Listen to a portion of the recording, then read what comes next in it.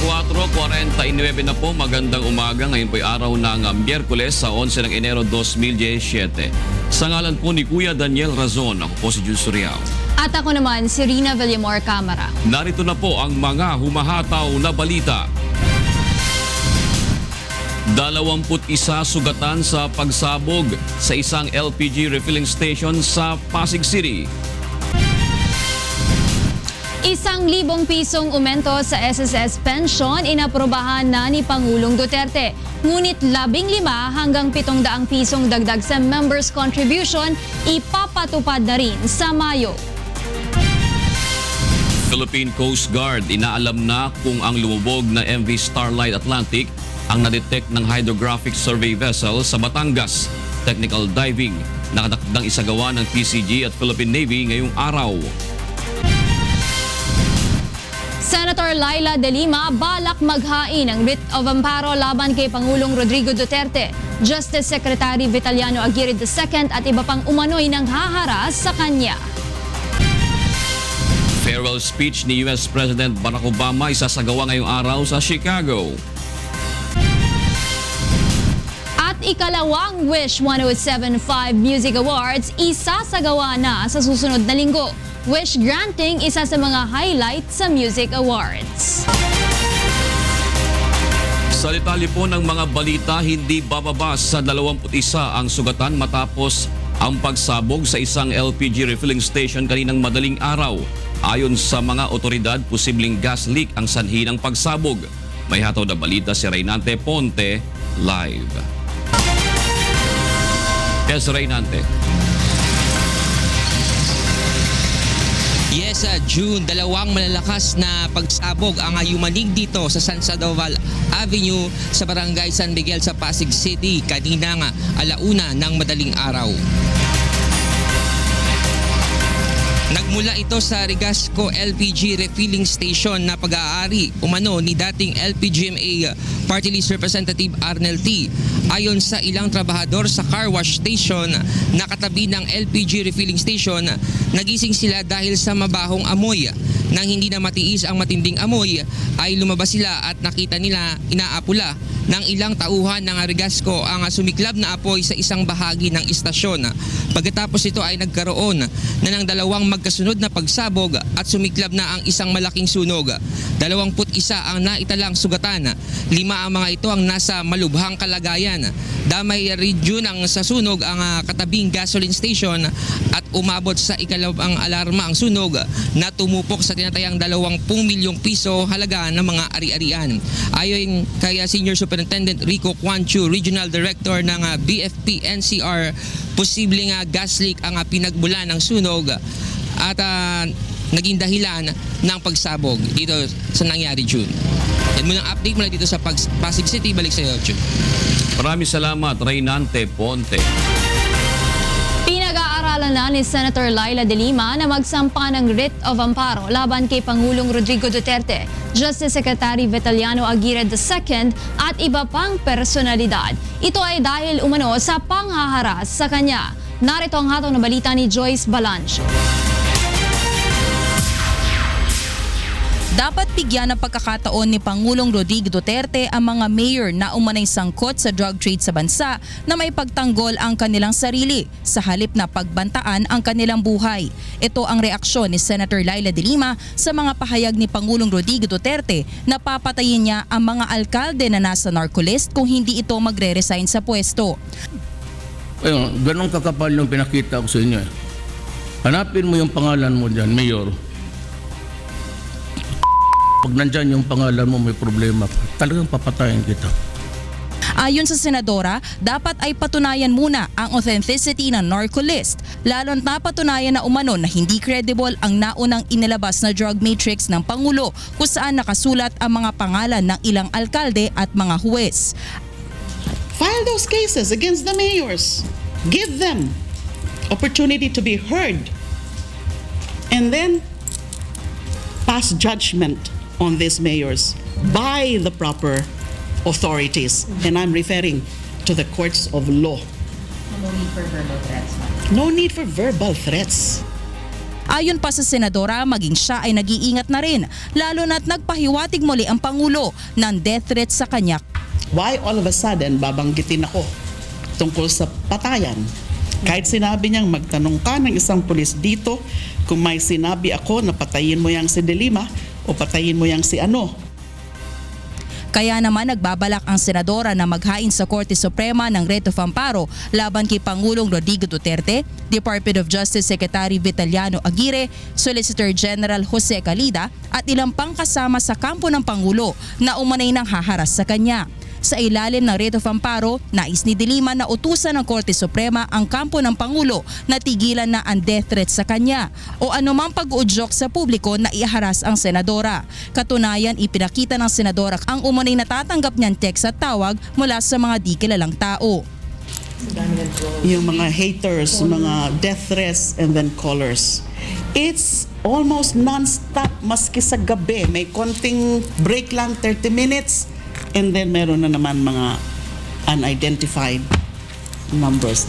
Kaugnay nito, pinag-iisipan rin ng senadora na dagdagan ang kanya security personnel, batay na rin sa payo ni Senate President Aquilino Pimentel III. Joyce Balancio, UNTV News and Rescue, Senate of the Philippines. Bukas si Justice Secretary Aguirre sa hiling ni Senator Laila De Lima na imbestigahan ng Senado ang Jack Lam bribery scandal na kinasasangkutan ng dalawang dating opisyal ng Bureau of Immigration.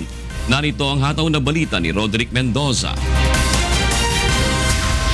May karapatan umano si Senador Laila De Lima na hilingin sa Senado na imbestigahan ang bribery scandal na kinasasangkutan ng dalawang dating opisyal ng Bureau of Immigration.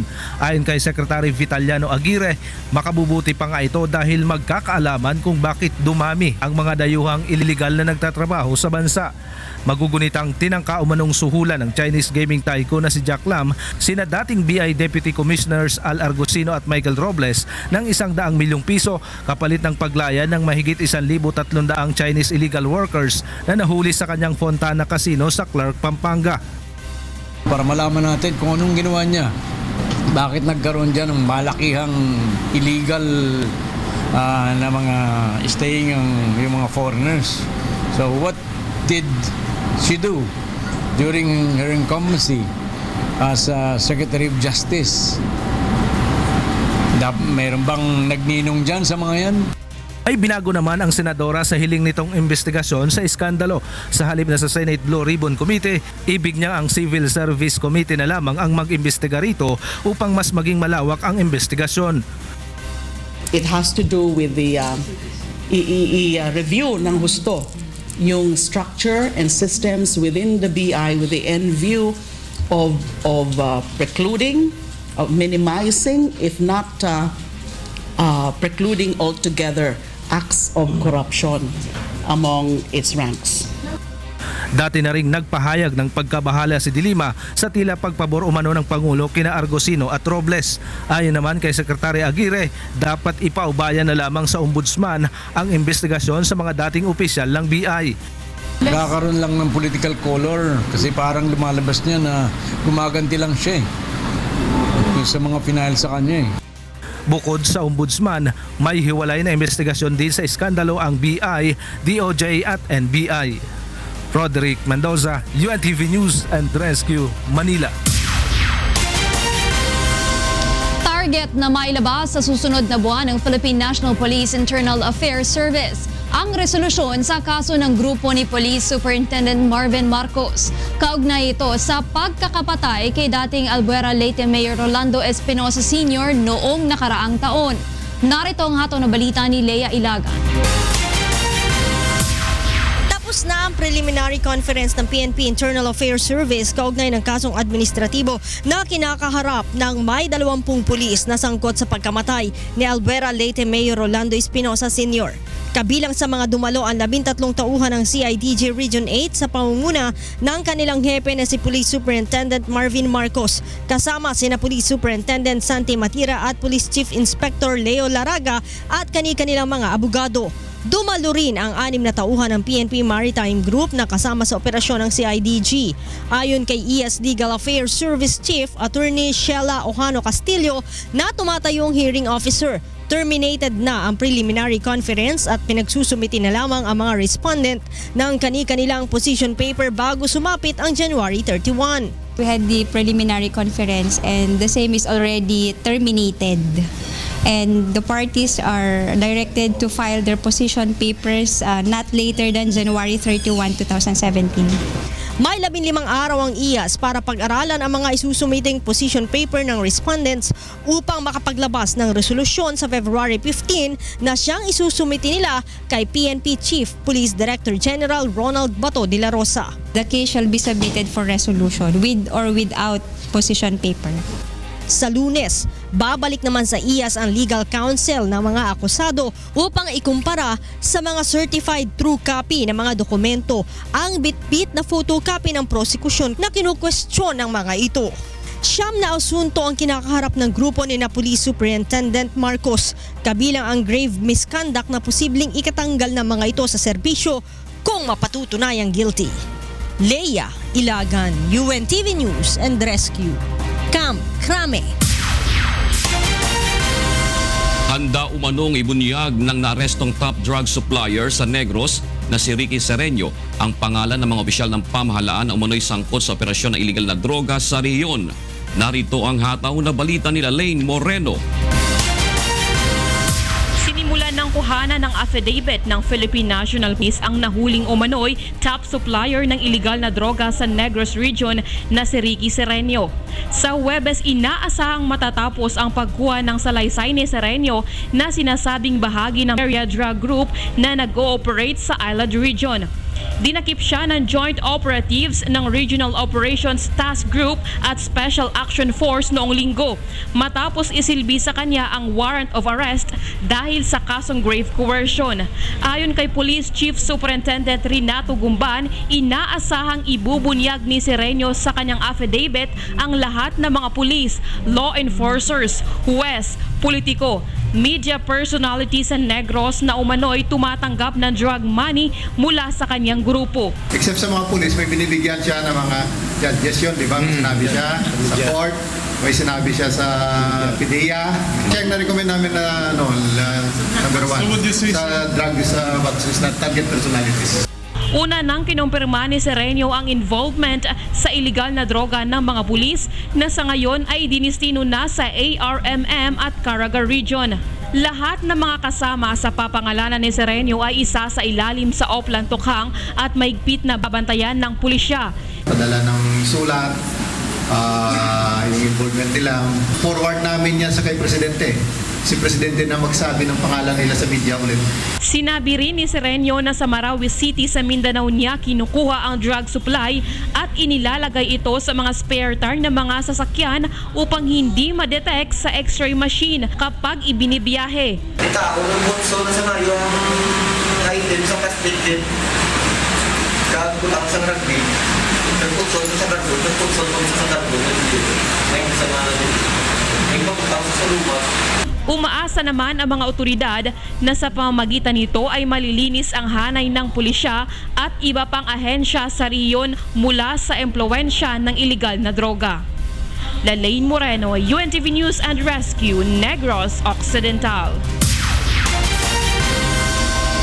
Nais ng Department of Education na lalo pang pagbutihin ang antas ng mga aralin na itinuturo sa ilalim ng K-12 program upang mas mapadali ang pagkuha ng trabaho ng mga estudyanteng magsisipagtapos dito. Narito ang hataw na balita ni Joanne Nano. Libo-libong education officials, school administrators, curriculum specialists at mga guro mula sa iba't ibang lugar sa bansa ang dumalo sa isinagawang Second National K-12 Conference na idinaos sa Philippine International Convention Center sa Pasay City. Layo ng naturang pagtitipon na muling talakayin ang mga makabago at epektibong pamamaraan ng pagtuturo at mga problemang kinakaharap ng mga eskwelahan hinggil sa implementasyon ng K-12 program. Ibinahagi sa mga guro ang iba't ibang estilo sa pagtuturo upang mas maging competitive ang mga mag-aaral sa oras na matapos nila ang senior high school. Sa ngayon ay abala ang Department of Education sa pagbuo ng mga mekanismo upang mas lalo pang mapagbuti at mapataas ang antas ng mga aralin na itinuturo sa ilalim ng K-12 curriculum. The curriculum is the basis for choosing what programs to offer. So without a curriculum, it was not possible for schools to determine whether they would open housekeeping and tourism services or they would offer cookery and food and beverage services. Layon rin ito na gawing kwalipikado ang mga estudyante sa propesyon na nais nilang pasukan, bagaman senior high school graduate pa lamang ang mga ito. It is possible to even if when you finish senior high school, it's possible to find a job. And also the private sector has been very vocal in transmitting to us what their expectations are sa on-the-job training. And I think there are some schools, especially SUCs, which are really preferred by business and industry. Hindi pa nakatapos yun, kinukuha na. Sa kabila ng mga hamon sa pagpapatupad ng K-12, desidido ang Department of Education na ituloy ang implementasyon ng programa at gawin ang lahat ng mga hakbang upang tiyaking maibibigay ang mas mataas na antas na edukasyon sa mga kabataang Pilipino. Joan Nano, UNTV News and Rescue, Pasay City. Target ng Department of Health na mapurga ang 19 milyong kabataang Pilipino sa mga pampublikong paaralan ngayong Enero. Narito ang hataw na balita ni Aiko Miguel. Namumutla, palaging inaantok, matamlay at malaki ang tiyan. Ito ang mga kadalasang nakikitang palatandaan ng isang batang may intestinal parasites o bolates sa tiyan. Kaya naman ngayong Enero na National School Deworming Month ay inaanyayahan ng Department of Health ang mga magulang, mga guro at mga LGU na suportahan ang Oplan Goodbye Bulate. Target ng kagawaran na mapurga ang mga kabataang nasa edad 5 hanggang 18 taong gulang sa mga pampublikong paaralan. The program aims to deworm approximately 19 million school-aged children enrolled in public schools, K to 12, and at least 23 million preschool and school-aged children not enrolled in public schools in a month. Maaari ding makuha ang libreng deworming services sa mga health center, rural health units at barangay health stations. Isang tableta lang ang ibinibigay sa isang batang pupurgahin at sa loob ng 24 na oras ay mailalabas ang mga bulates sa pamamagitan ng pagdumi. Normal naman na makaranas ng minimal side effects ang isang bata na pupurgahin gaya ng pagkahilo, pagsusuka, abdominal pain o pananakit ng tiyan. Paalala ng DOH na mahalaga na mapurga ang mga bata upang mapabuti ang kanilang kalusugan. The overall health and well-being of the child is greatly improved. The resistance to infection and illnesses is improved, as well as in terms of the mental capacities. Sinisiguro naman ng World Health Organization na mabisa at ligtas na inumin ang gamot. The safety has been proven hundreds of millions of times around the world of this medicine. Maigting ang panawagan ng kagawaran na dapat ay purgahin ang mga kabataang Pilipino, lalo na ang mga nasa 10 taong gulang pababa upang maiwasan ang pagkakasakit. Aiko Miguel, UNTV News and Rescue, Department of Health.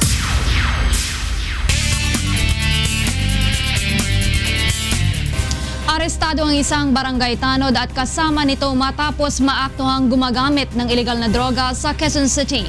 Samantala, arestado rin ang isang lalaking nagnakaw ng bag sa Muñoz Market. May hatong na balita si Asher Kadapan live. Yes, Asher, go ahead. Good morning, Dina. Arestado nga ang isang aktibong barangay tanod at kaibigan nito matapos maaktuhan ng mga operatiba ng Quezon City Police District Station 2 na nagsasagawa ng pad session.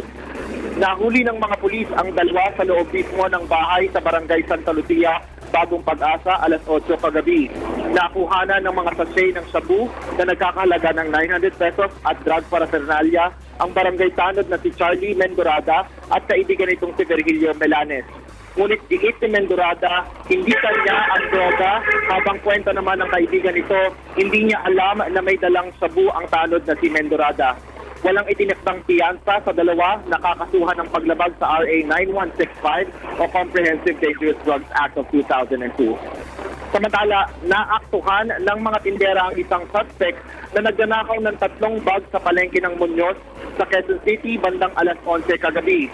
Kinilala ang suspect na si Enrique de Jesus, 39 years old, na aminadong gumagamit din ng itinagbabawal na droga.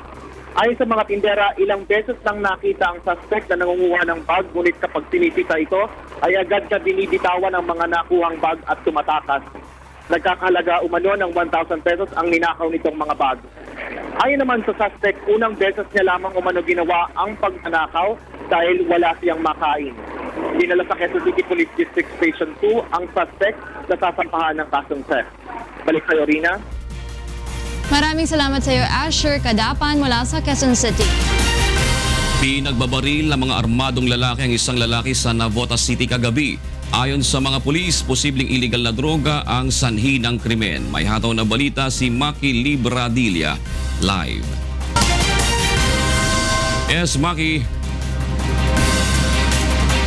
Yes, June, sa loob ng bahay natagpuan ang katawan ng isang lalaki sa Quinto Street, Barangay San Jose, dito sa Navotas City, mag-aalas 10 kagabi.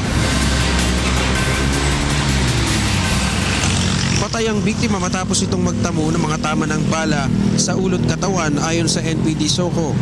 Ayon sa nakasaksi sa insidente, malalaking tao at pawang mga armado ang bumaril sa biktima, subalit hindi niya ito mamukaan dahil nakasuot ng bonnet. Matapos ang krimen ay mabilis umanong tumakas sa mga sospek. Dagdag pa ng witness, kilalang tulak ng droga ang biktima. Sumuko na umano ito sa Oplan Tokhang, subalit nagpatuloy pa rin sa iligal na gawain. Ang mga kaanak naman ng biktima tumanggi ng magbigay ng panayam, subalit halata sa mga ito ang labis na kalungkutan sa sinapit ng biktima. Nababahala naman ang mga kawani ng barangay sa mga serye ng pamamaril sa kanilang lugar. Ayon kay Kagawad Boyet de Gia, hindi naman talamak ang droga sa kanilang barangay, subalit ito na ang ikatlong beses ng shooting incident sa lugar mula ng nakaraang taon.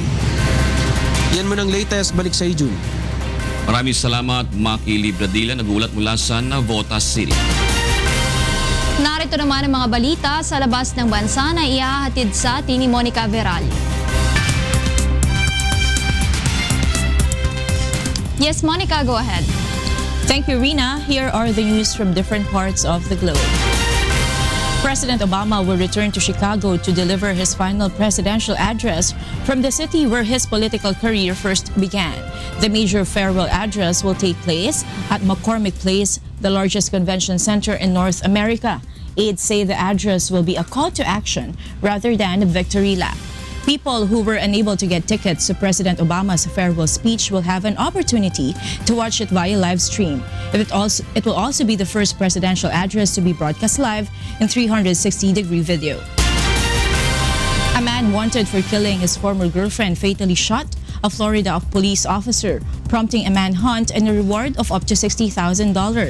Florida authorities say the slain officer, Master Sergeant Deborah Clayton, was shot while responding to a sighting of the suspect, Markeith Lloyd, at a local Walmart. An Orange County Sheriff's deputy in the manhunt for Lloyd, Deputy First Class Norman Lewis, was also killed in a collision between his motorcycle and a van. Orlando Mayor Buddy Dyer declares a day of mourning after the officers' deaths. Meanwhile, firefighters in East China saved a girl dangling from the 3rd floor of a residential building. A 5-year-old fell from the balcony of the 4th floor while playing with her younger brother at home in Qingdao City, Shandong Province. It happened that she fell onto a laundry rack, but she managed to grab the rack and was dangling from there. With help of a safety rope, the girl was rescued by firefighters. The girl's mother says 2 children were playing at home while their grandmother was out shopping. And those are the news from around the world this morning. Back to you, Rina. Thank you, Monica, for that global news.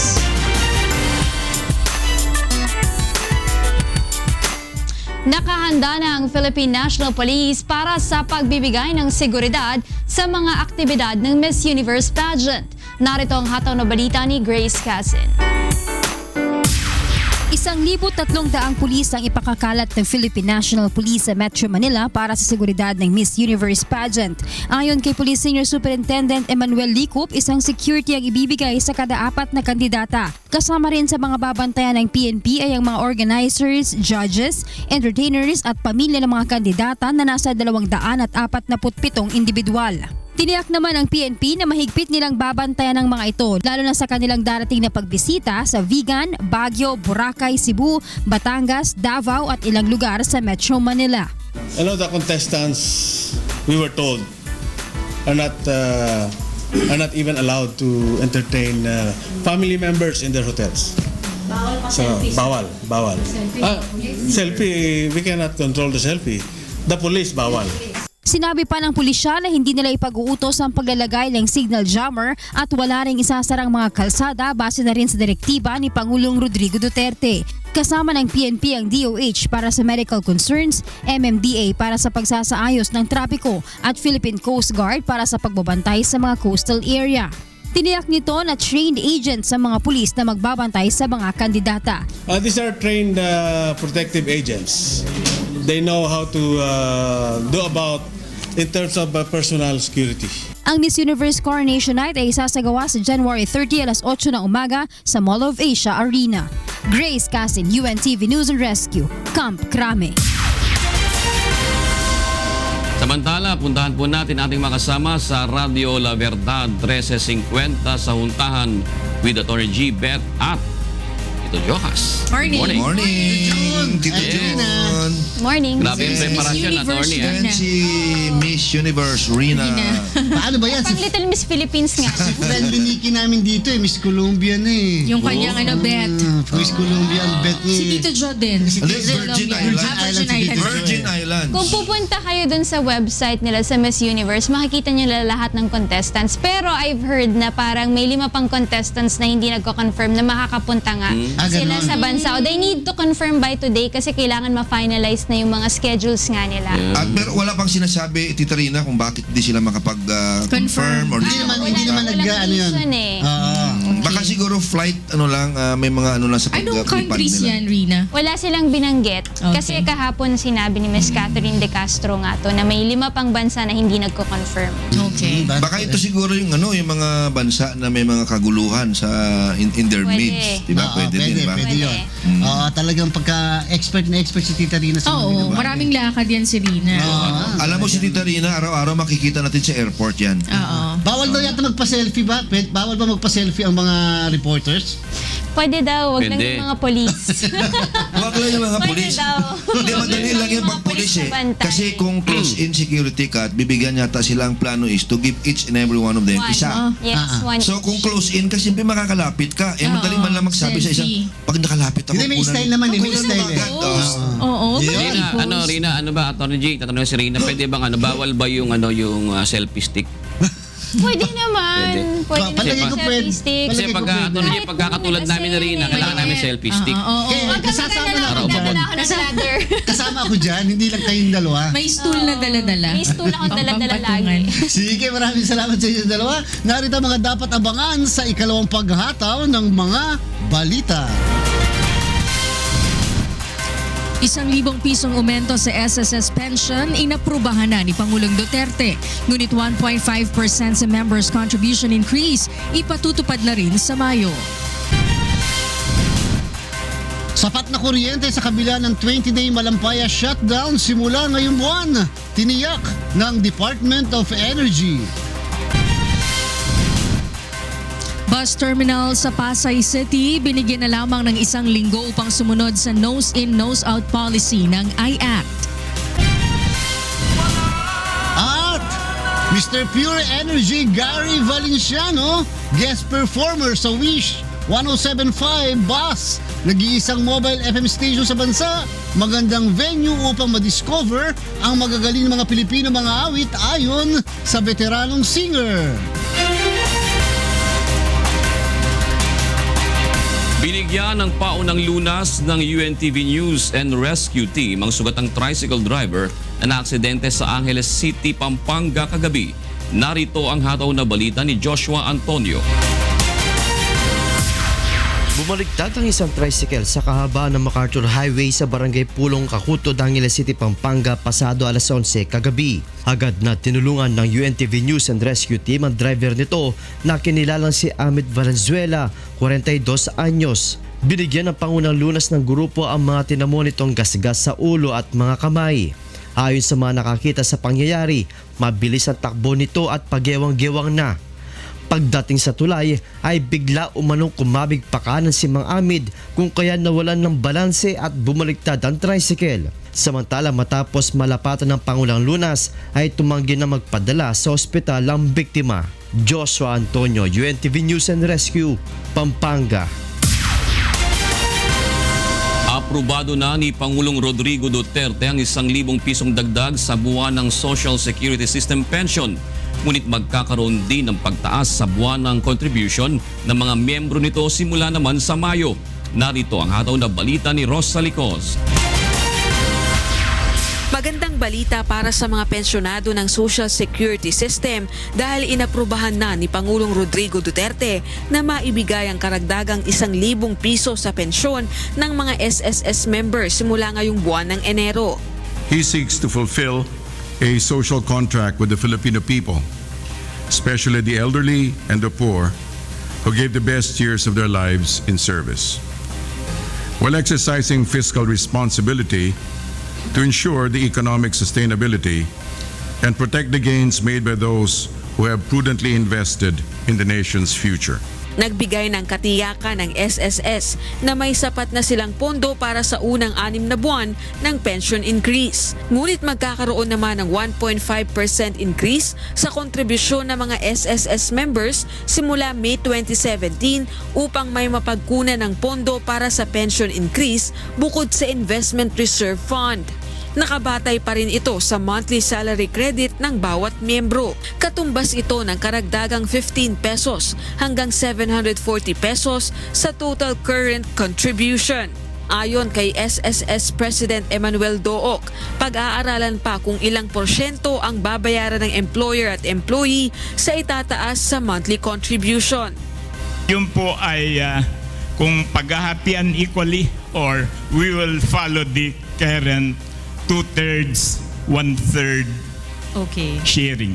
Ang karagdagan pang 1,000 piso sa pensyon ay posibleng maibigay sa taong 2022 at maaaring mapaaga depende sa pagiging epektibo ng koleksyon sa kontribusyon ng SSS at iba pang internal reforms ng komisyon. Samantala, umaapela rin ng SSS kay Pangulong Duterte na magpalabas ng executive order upang iatas na gawing isang requirement ang pagsusumite ng SSS clearance sa iba't ibang transaksyon tulad ng government biddings, pagre-request ng business permit mula sa mga lokal na pamahalaan at maging sa pangingibang bayan ng mga overseas Filipino worker.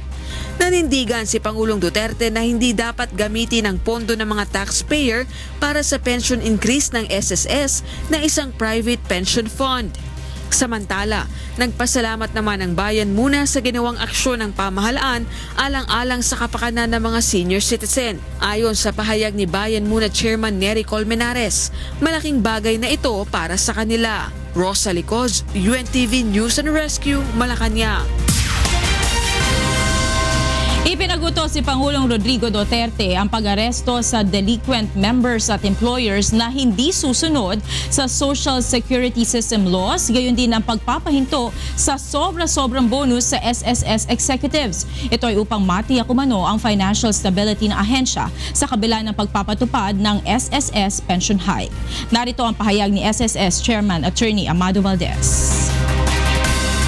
One responsibility is to see to it that the SSS will do its duty in seeing to it that we have efficient effort to collect from employers, and you will find in the following days cases to be filed against erring employers. Ginawa ng Pangulo ang pahayag matapos itong malaman na 40% sa 33 milyong SSS members ang hindi nagbabayad ng kanilang premium. Nanawagan naman ang ilang mambabatas kay Pangulong Rodrigo Duterte na i-certify as urgent ang mga panukalang batas na magpapatupad ng reforma sa Social Security System para sa agarang pagpapatupad ng pension increase. Narito ang hataw na balita ni Nel Maribojo. Kailangang balansehin ni Pangulong Rodrigo Duterte ang estado ng Social Security System kung ipatutupad ang pagtataas ng pensyon. Ayon kay Opposition Congressman Albay Representative Edsel Lagman, kailangang pag-aralang mabuti ng Pangulo ang posibilidad na mabangkarote ang State Insurance Company kung ipatutupad ng 2,000 pension hike gaya ng payo ng kanyang economic managers. But there must be a middle ground where the pensioners would get a rightful benefit. The SSS will be saved from bankruptcy, and there would be a reasonable increase in premium to really finance the increase in benefits. Sinabi naman ni Anak Pawis Congressman Ariel Casilaw, maaaring pagsabayin ng Pangulo ang pag-aproba sa joint resolution ng Kongreso sa pension increase at pagpapatupad ng reforma sa SSS. Maglagay din siya ng taning dito sa usapin ng efficiency of collection, itong pagtaas mula sa 30-something% na efficiency ng collection ng SSS. Nanawagan din ng grupo kay Pangulong Duterte na sertipikahan bilang urgent ang mga panukalang batas na tutulong sa SSS upang magawa ng ahensya ang mga obligasyon nito. We encourage the President to make it urgent, the bill that will increase the penalize on delinquency ng remittances ng mga mandatory collections like Pag-ibig, Health, PhilHealth, SSS sa mga empleyado natin sa pribadong sektor. Ito ay upang mapawi na rin anya ang pangamba ng mga stakeholder na malugi ang state insurance. Ang House Bill No. 2158 o SSS Reform Bill ay nakapasa na sa second reading ng lower house noong Disyembre. Napapaloob dito ang ilang amyenda sa kapangyarihan ng SSS at mas mabigat na parusa sa mga employer na hindi nagre-remit ng mga kontribusyon ng kanilang mga empleyado. Nel Maribuhok, UNTV News and Rescue, House of Representatives. Naniniwala si Justice Secretary Vitaliano Aguirre II na maaaring arestuhin ang Indian nationals na nagpapautang ng 5-6 kahit walang warrant of arrest. Kasunod ito ng utos ni Pangulong Rodrigo Duterte na hulihin at ipa-deport ang mga nagnenegosyo ng 5-6 money lending scheme sa bansa. Ayon pa kay Aguirre, hindi katanggap-tanggap ang 20% na buwan ng tubo na sinisingil sa mga umuutang ng 5-6. Narito po ang pahayag ni DOJ Secretary Vitaliano Aguirre II. They were operating without any permit or license, kaya they could be arrested without any warrant because when they are doing that, they are committing a crime. Tiniyak na Department of Energy or DOE na hindi kukulangin ang supply ng kuryente sa bansa sa kabila na ipatutupad na maintenance shutdown sa Malampaya Gas Facility mula January 28 hanggang February 18, 2017. Narito ang hataw na balita ni Leslie Longbowen. Binigyang diin ng Department of Energy na hindi intensyonal ang ipatutupad na Malampaya maintenance shutdown sa loob ng 20 araw. Ayon kay Energy Undersecretary Wimpy Fuentebella, layo ng nakaschedule na maintenance sa planta mula January 28 hanggang February 18, 2017 na ayusin ang subsea facilities o mga pasilidad nito na nasa ilalim ng dagat. It's not intentional because nakita po ng pag-report sa amin ng Malampaya Consortium na meron pong leak na nangyayari sa ilalim. Isasabay na rin dito ang pag-aayos sa platform o ang dinadaanan ng natural gas papunta sa power plant. Aminado ang kagawaran na malaki ang magiging epekto ng maintenance shutdown dahil maraming planta ang mapipilitang gumamit muna ng diesel na mas mahal na panggatong kumpara sa ginagamit nilang natural gas. There will definitely be higher rates because it's a question of, or the issue here is a change of fuel from nat gas to diesel, and yung diesel po ay mas mahal sa nat gas. Sa taya ng DOE, posibleng madagdagan ng 1 peso and 40 centavos kada kilowatt hour ang babayaran ng power consumer sa buwan ng Marso. Tiniyak naman ng DOE na ginagawa nila ang lahat ng paraan upang matiyak na hindi magkukulang ang supply ng kuryente. Ngunit patuloy ang kanilang panawagan sa publiko na magtipid sa paggamit ng enerhiya. Kailangan ma-ensure ng Department of Energy in proper coordination with our partners, with the stakeholders involved, that there will be sufficiency of power. And number two, we have to maximize our protection to our consumers so that we will avoid any price shock. Leslie Longbowen, UNTV News and Rescue, Philippines.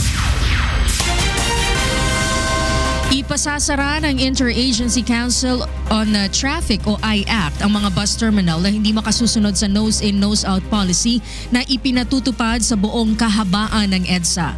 Narito ang hatol na balita ni Mon Hokson. Minamadali na ng mga bus operator ang pagsasaayos ng kanilang mga terminal bilang pagsunod sa nose-in, nose-out policy ng Interagency Council on Traffic o IACT. Isang linggo lamang ang ibinigay na palugit ng IACT sa mga bus terminal sa EDSA Pasay upang makakomply at kung hindi ay ipasasara sila ng tuluyan. Inumpisahan ng Tibagen ang pader na ito na nagpapahiwalay sa dalawang bus company. Yung terminal nila, yung isa dito sa kabilang side at yung isa naman doon. Balang gagawin nila, pag natibag nila itong pader na ito, lahat ng mga bus mula sa EDSA papasok dito sa side na ito upang makalabas naman dyan. Sa ganung paraan ay makakatupad sila dun sa pag-iimplementa ng nose-in, nose-out policy ng IACT. Hindi maaaring bumiyahe ang mga bus na ang terminal ay hindi nose-in, nose-out compliant. Ito ang mga terminal na kailangan pang magmaniobra ang mga bus makapasok lamang sa loob ng bus terminal. Siyempre, 1 week yan na wala kaming kita. Siyempre, marami din sa amin na yung mga taong sa daily pagkabuhay nila. Nagrereklamo naman ang ilang establishmento sa tabi ng mga bus terminal dahil malaking sagabal sa kanilang negosyo ang mga nagsulputang maliliit na terminal sa tabi ng kanilang tindahan.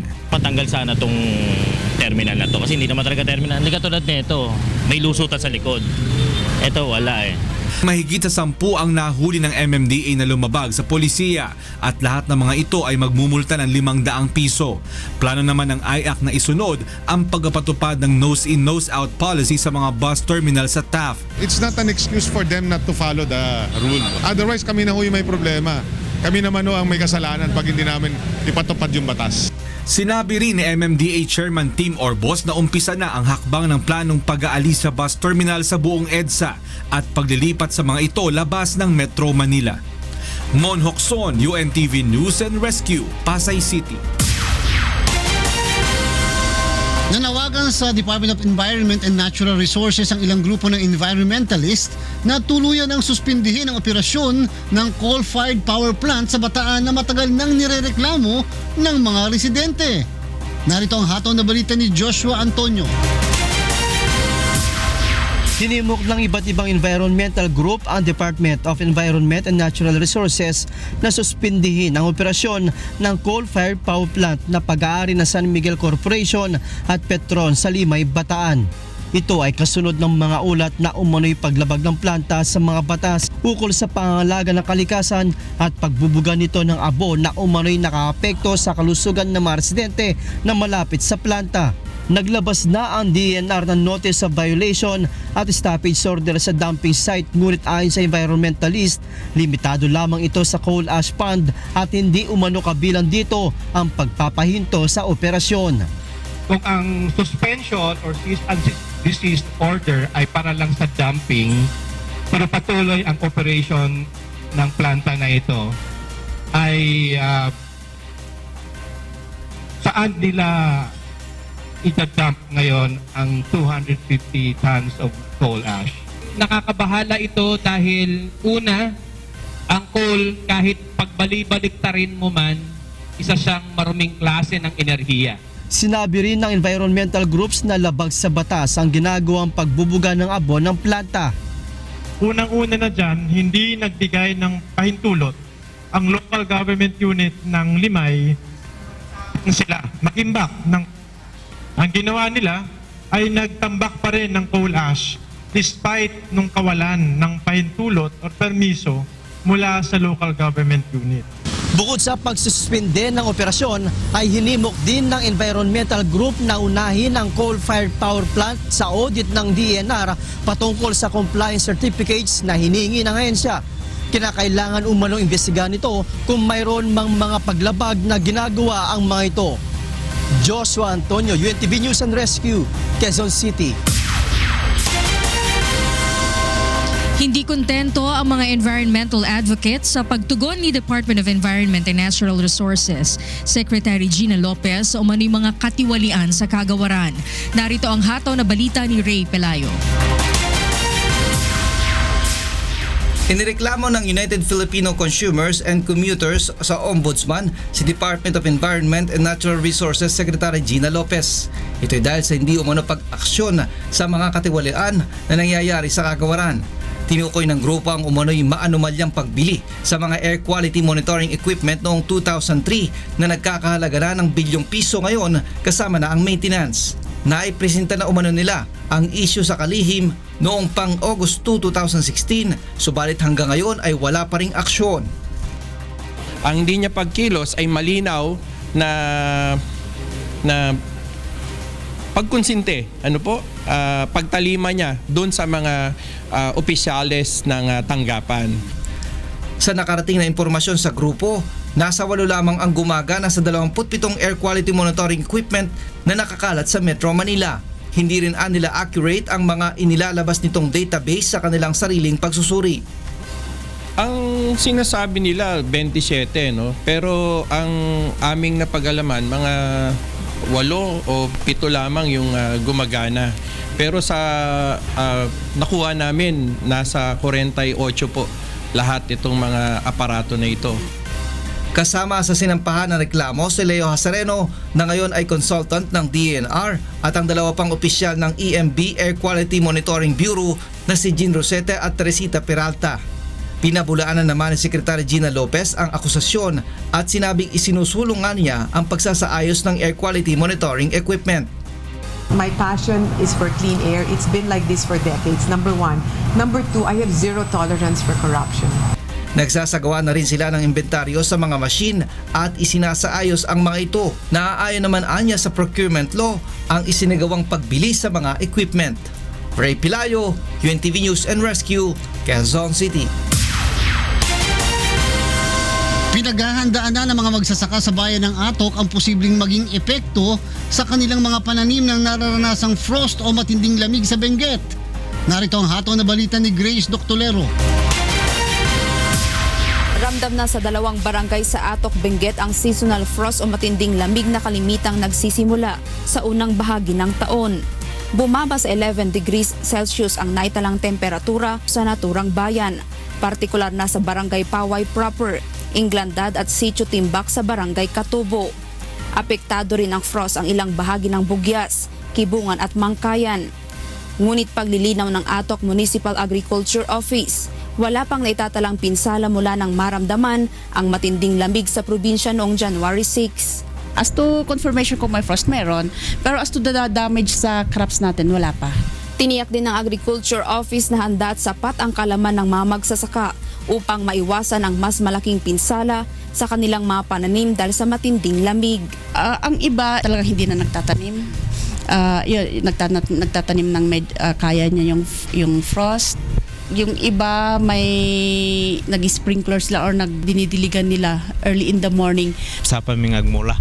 Tapno at least kasla daytoy dumakol pay santo ada pros nga day buwasit nga kay mulmula ta madadal. Sa tala ng Municipal Agriculture Office, mahigit 1 hektarya ng pananim ang napinsala ng frost noong nakaraang taon. Pangunahing naapektuhan tuwing may andap o frost ay ang mga pananim na mahina sa lamig gaya ng patatas, bumbok at mga bulaklak gaya ng alstroemeria. Ayon sa Municipal Agriculture Office ng Atok, nakahanda naman silang magbigay ng ayuda sa mga magsasakang maapektuhan ng kanilang mga pananim ng matinding lamig sa probinsya. Grace Doctolero, UNTV News and Rescue, Atok, Benguet. Para naman sa mga balita sa labas ng bansa, narito si Rina Villamor.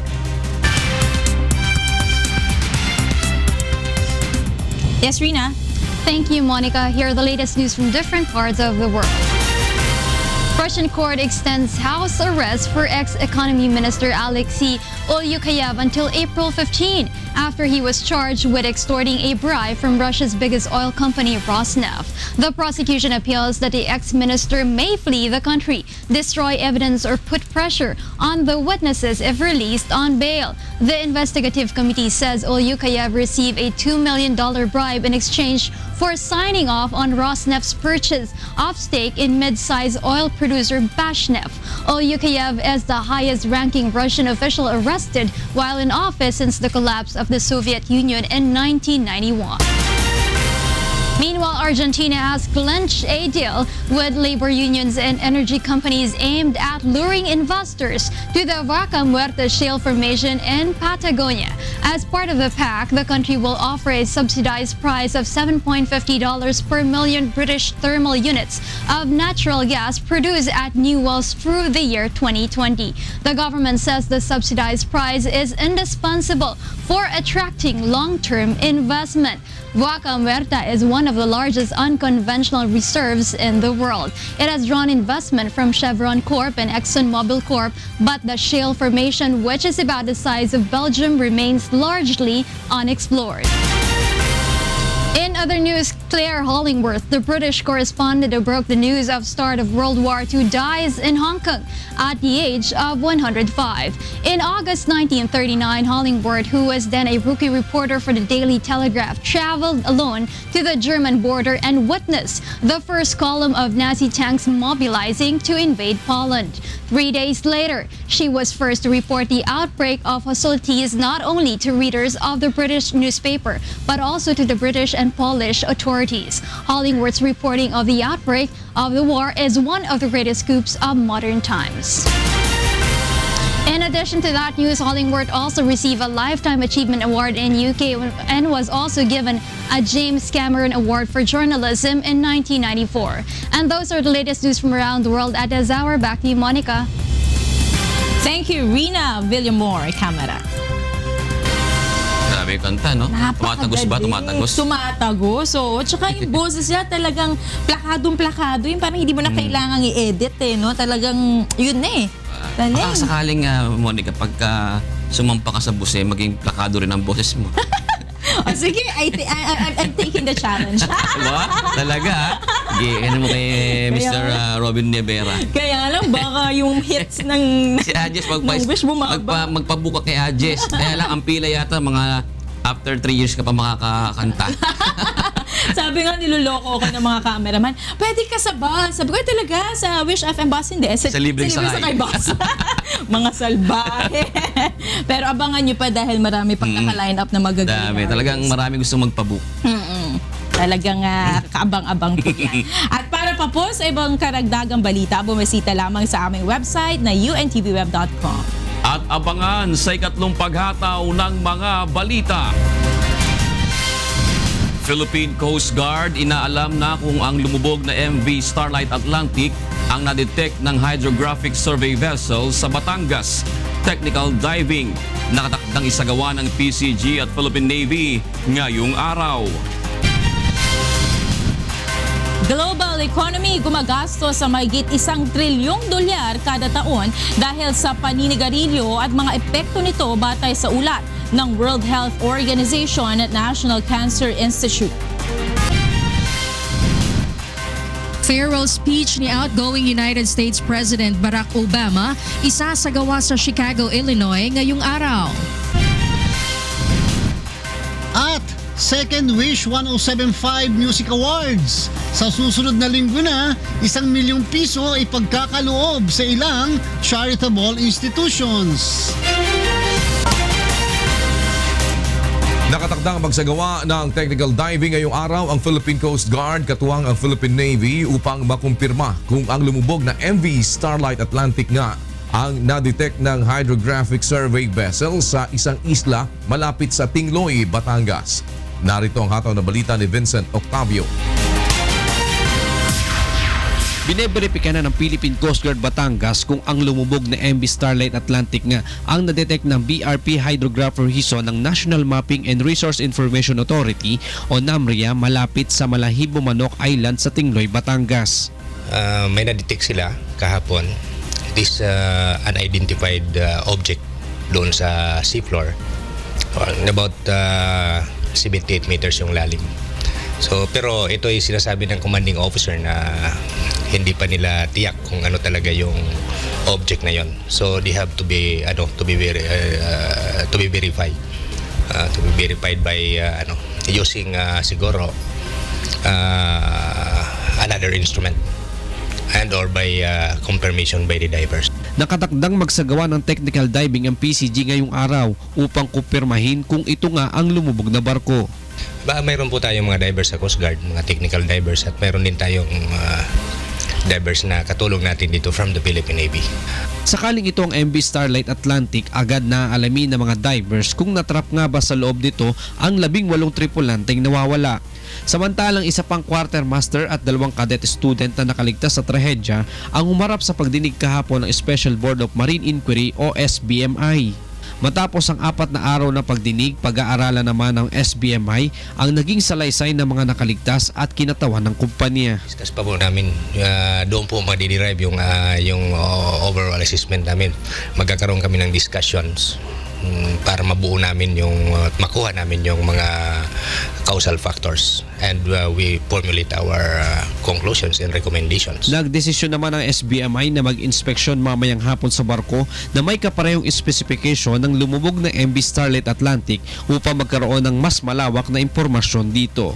Mag-ocular inspection kami doon sa barko, similar type of vessels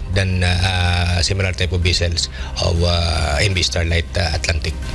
So makita natin yung configuration siya, makabuo rin kami ng analysis kung paano talagang nangyari. Vincent Octavio, UNTV News and Rescue, Batangas. Lagay naman ang panahon sa buong maghapon ang ipaglilingkod ni Ray Pelayo sa UNTV Weather Center. Hey, morning. Ano ang bago? Meron bang bagyo?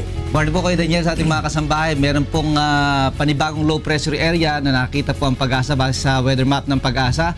Meron po tayong panibagong bagyo na inaasahan na papasok sa Philippine Area of Responsibility. Ito po ay nandito sa may Dagat Pasipiko at posibleng within 24 hours ito po ay papasok ng Philippine Air Responsibility. Bukod dyan kuya, meron pa nga tayong LPA, ito ay nasa may dagat Sulusi, particular malapit po ito sa may area ng Palawan at ito po ay nakaka-apekto sa may area dyan kuya. So, medyo maulan-ulan. Kahapon kasi bumiyabiyahe ako papuntang Bataan. Medyo inuulan kami. Yes kuya, makulimlim po ang malaking bahagi ng ating bansa. Kung titingnan po natin yung satellite imagery ng Pag-asa, malaking bahagi po ng ating bansa makulimlim at makakaranas po dyan ng mga pagulan. Particular kuya itong Bicol at yung Eastern Visayas. Posible, ilang araw na po umuulan dito kuya, kaya posible na po magdulot yan ng mga pagbaha at landslide. Sa Metro Manila may mga light to moderate rains po tayo.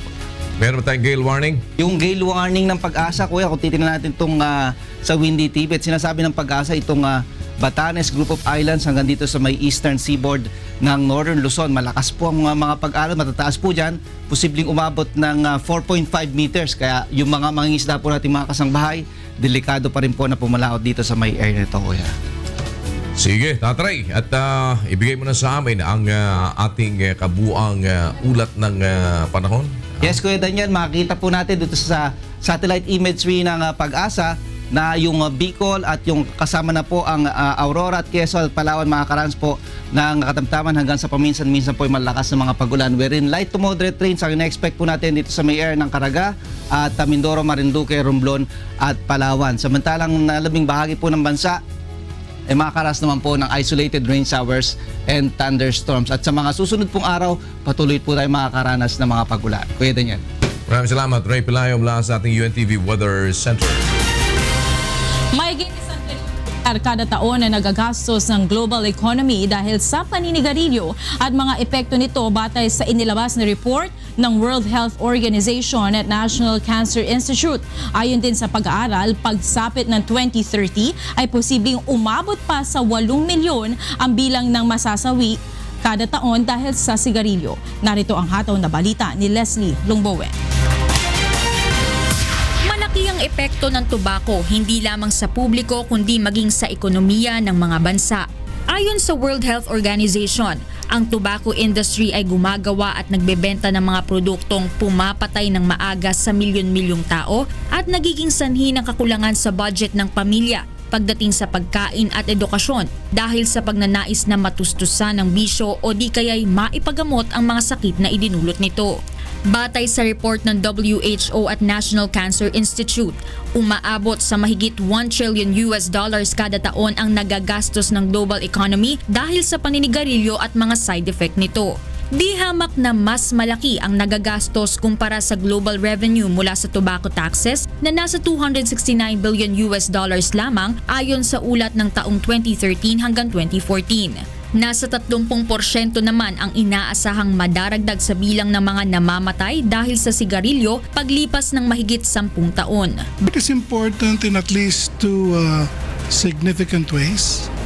It highlights that the economic cost of smoking is about more than $1 trillion every year, and it causes currently deaths of 6 million and is projected to increase to 8 million people by 2030. Batay rin sa pag-aaral, malaking porsyento sa mga nakararanas ng negatibong epekto ng paninigarilyo ay ang mga mahihirap. It is an addictive product, and as such, if it's addicting, the poor people tend to spend it to substitute other expenditures like education for a cheap smoke. So it's really important that governments take action now because this monograph. Kaya naman inirekomenda ng WHO at NCI sa pamahalaan na aksyonan agad ang naturang problema. What is needed really is political will in order to implement these measures vigorously. Tobacco control not only saves lives, it generates substantial revenues as well. So it's a win-win situation. Sa Pilipinas, ipinatutupad ang Sin Tax Law at Graphic Health Warning Law na kabilang sa mga rekomendasyon ng World Health Organization. Pinag-aaralan na rin ng kasalukuyang administrasyon ang pagkakaroon ng executive order na magbabawal sa paninigarilyo sa lahat ng pampublikong lugar sa bansa. Leslie Longbowen, UNTV News and Rescue, Philippines. Balita naman sa labas ng bansa kasama si Angela Lagunsad. Angel, go ahead. Thank you, Kuya. And foreign news abroad. United States President Barack Obama will return to Chicago to deliver his final presidential address from the city where his political career first began. The major farewell address will take place at McCormick Place, the largest convention center in North America. Aides say the address will be a call to action rather than a victory lap. White House spokeswoman Jen Psaki initially said more than 14,000 people were expected to attend, but later said she did not wish to predict the crowd size. People who are unable to get tickets to President Obama's farewell speech will have an opportunity to watch it via live streaming. It will also be the first presidential address to be broadcast live in 360-degree video. In other news, French auction house Tajan displays a drawing by Leonardo da Vinci valued at 15 million euros or about 785 million pesos. On the reverse side of the sketch, experts also found notes written backwards and diagrams about light and shadow relating to Da Vinci's study of optics. According to Tajan, the drawing was made during the early years of Da Vinci's life, around year 1480. The drawing cannot be sold to private collectors as it has recently been designated a national treasure by the French Ministry of Culture. Instead, it must find an owner among French national museums. And those are the news abroad. Back to you, Kuya. Thank you, Angel. Alamin naman natin ang mga balita sa iba't ibang panig ng bansa mula sa Davao City. Hatid ni Victor Cosare ang ating mga balitang prom day.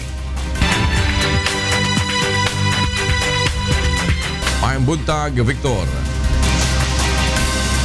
Mayong buntag, Kuya Daniel, ani ang detalye sa atong mga balitang promdi.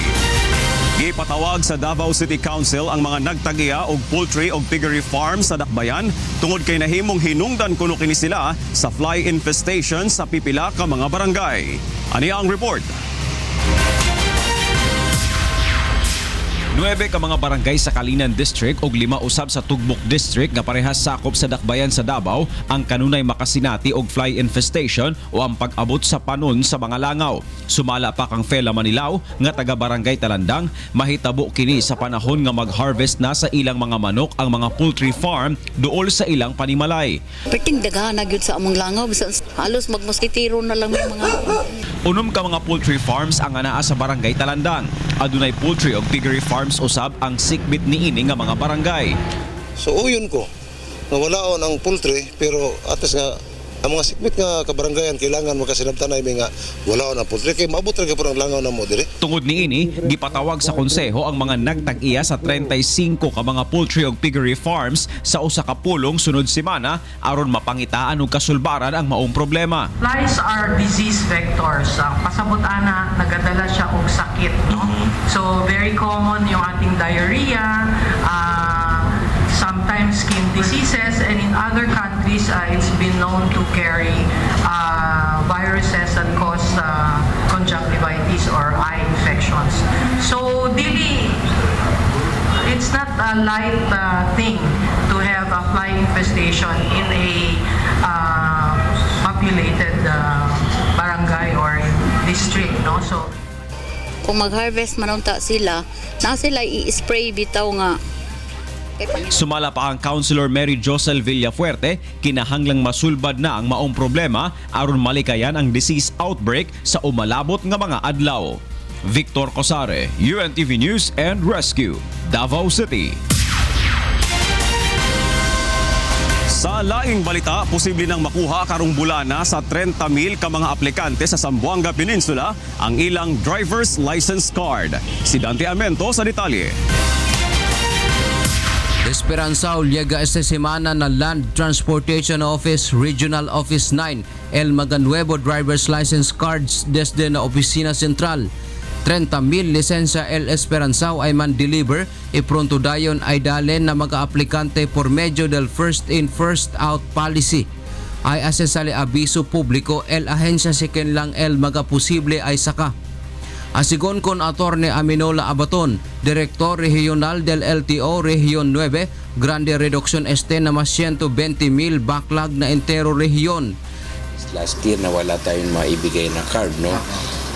Starting this week, no, hopefully may mga supplies na pong parating for Zamboanga, for Region 9 and Zamboanga City in particular, wherein we can already provide. Iabla pa si Abaton, si ay queda normal ya el supply del driver's license ay asi sila claiming booths na mga mall para hindi ya tormenta el mga aplikante anda na diila opisina. Abierto también el diila licensing office kada Sabado y Domingo para mas manada vivientes di aton ay pwede serbi. Mientras tanto, ya pide entendimiento el LTO na mga motorista por causa tarda atrasaw el lisensya. Pag nag-normalize na yung supplies namin, even dito sa mga malls, maglalagay tayo ng mga claiming booth, no? We will print and we will let the public claim it there, no? Ya asigura el LTO que taase el magakonsyerne ahensya el diila pwede ay ase para mas pronto el distribución del mga nuevo driver's license. Dante Amento, UNTV Noticias, Iriscate, Ciudad de Zamboanga. O gana ang kinatibukan sa atong mga balitang promdi karong buntag. Gikan diya sa Davao City, balik diya sa kauluhan, Kuya Daniel. Teka, salamat Victor Cosare. Sports naman tayo with Rina Villamor Camara. Go, Rima.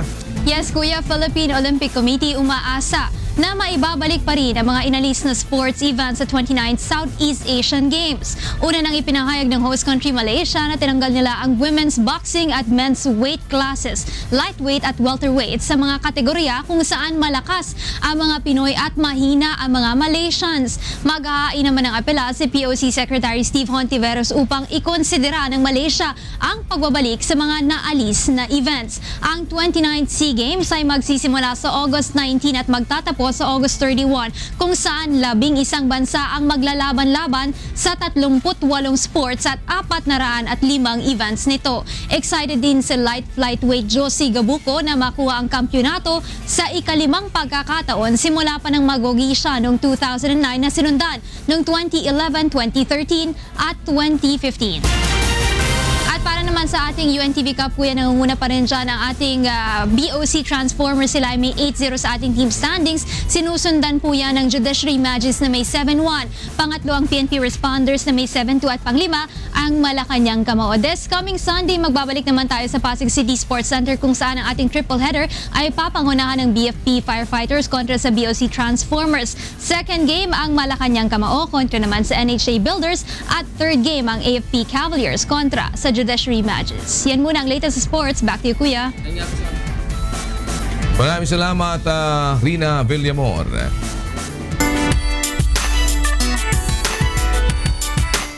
Gaganapin na sa Lunes, January 16, ang second annual Wish 1075 Music Awards.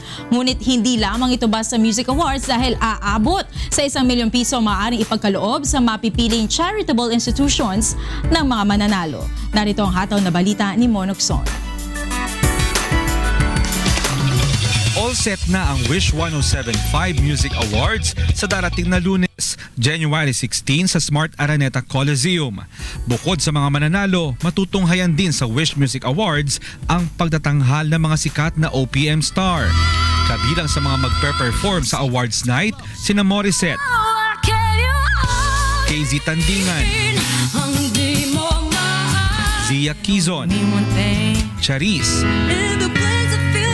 Sasa Dagdag, Chris Lawrence, Michael Pangilinan, Jason D, at Marcelino Pomoy. 75 natatanging performance ang maglalaban-laban sa ilalim ng 13 kategorya. Mayroon ding special recognition ay pagkakaloob gaya ng Wish Reactors Choice Award at Wish-clusive Viral Video of the Year. Itatanghal din sa awards night ang magiging miyembro ng Wish-clusive Elite Circle. Ito ay ang grupo ng mga artists sa Wish 1075 YouTube videos na umabot ng 10 million views. Ang online voting sa Wish Music Awards ay bubuuin ng 50% ng nakuhang score ng mga nominee at 50% mula sa panel of judges. Masaya naman ang ilang mga nominee na nakapag-perform sa nag-iisang Wish 1075 bus. It was only a dream for me. Sabi ko, wini-wish ko talaga, sabi ko sana bago matapos yung 2016, maka-perform ako sa Wish. Eh, narinig naman tayo ni God. So, before the year ended, I was able to guest dun sa show.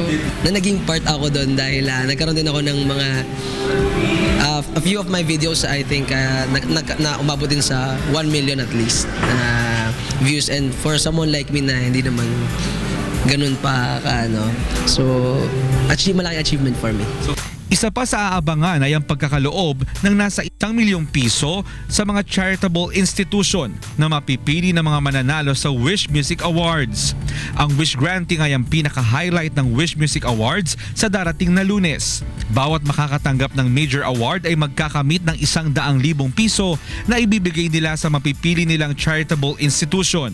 Bukod pa rito ang 25,000 na makukuha nila dahil sa award. I'm surprised that there's something like that happening. You barely hear that, and it's barely anything. So I'm happy to be a part of a company that does that.